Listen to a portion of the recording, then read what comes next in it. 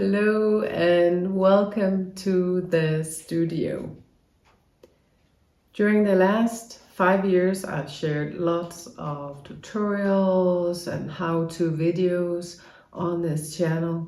And lately I've been wanting to share a bit more sort of behind the scenes of what's going on in my studio and in the life of a working artist. These videos will be sort of vlogs or video diaries of my life as a working artist, the ups, the downs, the inspiration, the work, and the everyday life and challenges of working as an artist. I also want to share the inspiration behind the work and the quiet moments of reflection as they happen.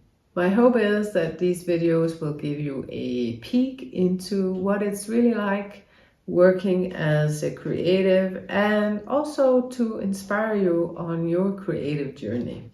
I'll still share things about the techniques and how to. And if you are looking for answers to specific questions or specific techniques, please take a look in the video libraries of my previous videos. I've tried to sort them into specific topics and also most commonly asked questions. It's been one of those months where the weather changes every hour. And I've been trying to get the most of it by planning my activities around the weather forecast. October started very quiet and sunny, and the sunflowers were beautiful. I had some really beautiful quiet moments, and it was still warm enough to do a bit of painting outdoors. But that was soon to change. I'm out in the stormy weather, picking the last of the sunflowers, or at least trying to salvage a few of them to take inside. There's a storm coming, and they're just gonna break and get ruined by the storm. So trying to get in the last of the sunflowers before the storm hits later tonight. So I managed to get two really beautiful bouquets of mixed sunflowers, and you can see out the window the storm is still brewing, and we're a little bit worried because we have some big trees next to the house, so we'll have to keep an eye out on that and really be careful.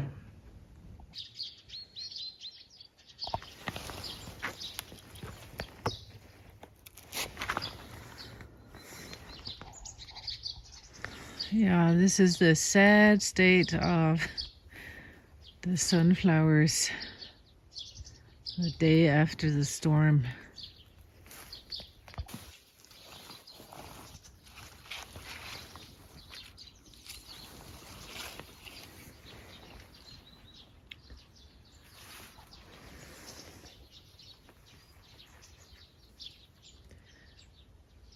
At least I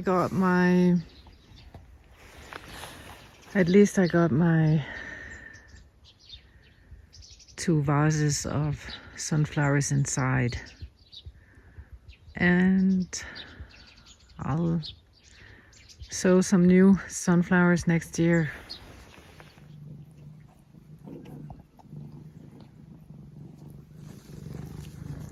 Amy. Something I don't hear artists talk about a lot is the admin work behind the scenes. More than half of my time is spent behind the screen, emails with galleries, feedback to my online students, working on new online classes and courses, responding to YouTube comments, and updating the websites. Okay, I'm way behind on updating my website, but it's funny how that never occurred to me before I started this journey, just how much time is spent behind a computer screen. So if you're considering this, my advice is to invest in a really good chair that can adjust to fit you and an elevation desk. That has hands down been one of the best investments for me personally. My desk, I actually got it more than 10 years ago from an office that went into foreclosure, and all the furniture was sold off, and I got it at a really good bargain.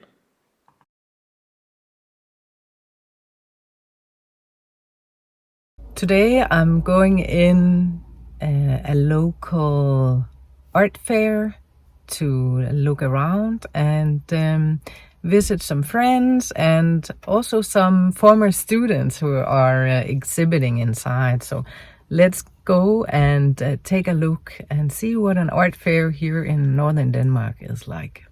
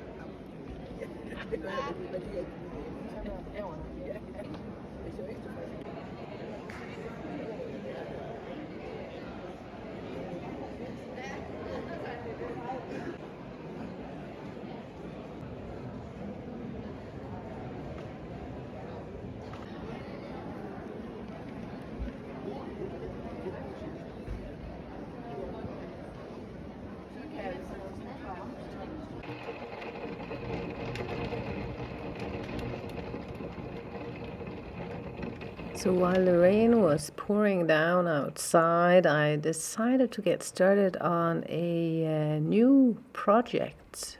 For years and years, I've been wanting to try to paint on some sort of vases or a surface that wasn't flat.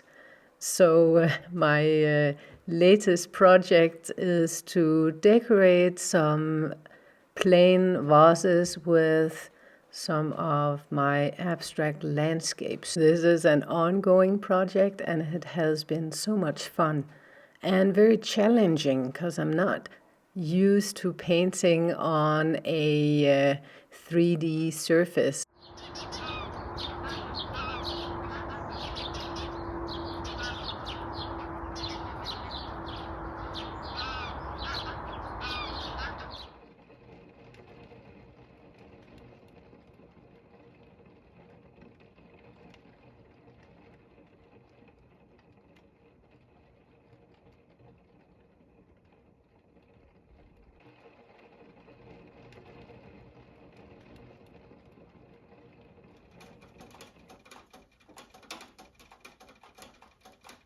Stoking the wood-burning oven becomes part of the daily routine here, and so does a daily cup of tea relaxing in front of the flames.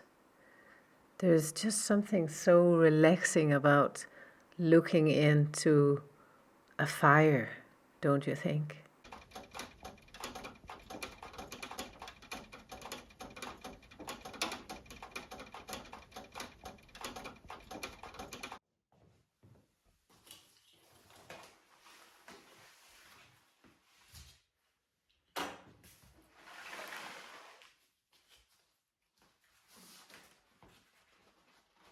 I have sold a painting that has to be shipped.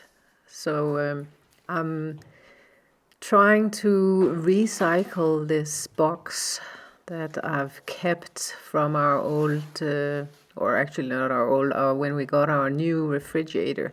It came in this big cardboard box, so I'm going to cut it and make a custom fit for the painting that I'm going to ship.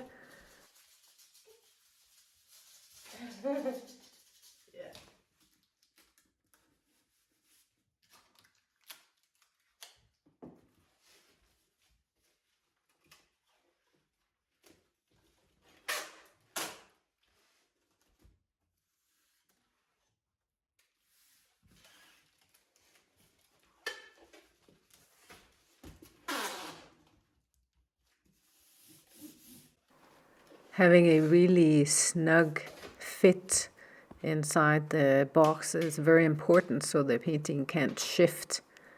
Usually start by reinforcing the corners of the painting with cardboard, and then I use several layers of really stiff cardboard cut to the size, a little bit larger than the canvas, and then I reinforce with more cardboard on the sides that I cut to size as well, and then I repeat the thing and give the whole box another layer of very thick and stiff cardboard. I don't use bubble wrap. I don't really want to use plastic, and I have actually found that shipping in triple cardboard is much safer and also a lot more environmentally friendly than using bubble wrap. Once I have my painting triple wrapped in cardboard, I wrap it in very thick brown paper. I think in some places this is called flooring paper. It's very thick and it's very durable.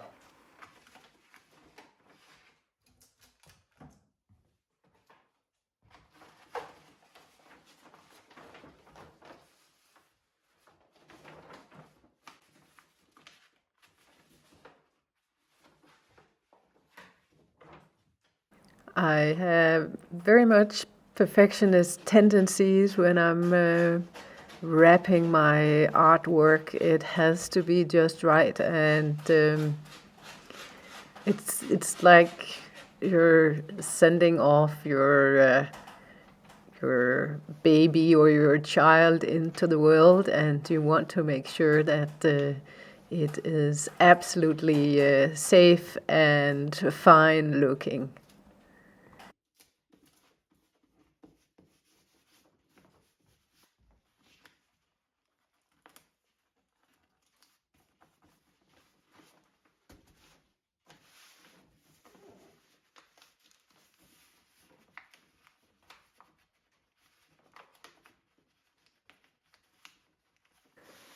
Once I make sure the brown paper is all fine and snug looking, I give it another layer of brown paper just to make it all snug and safe in there.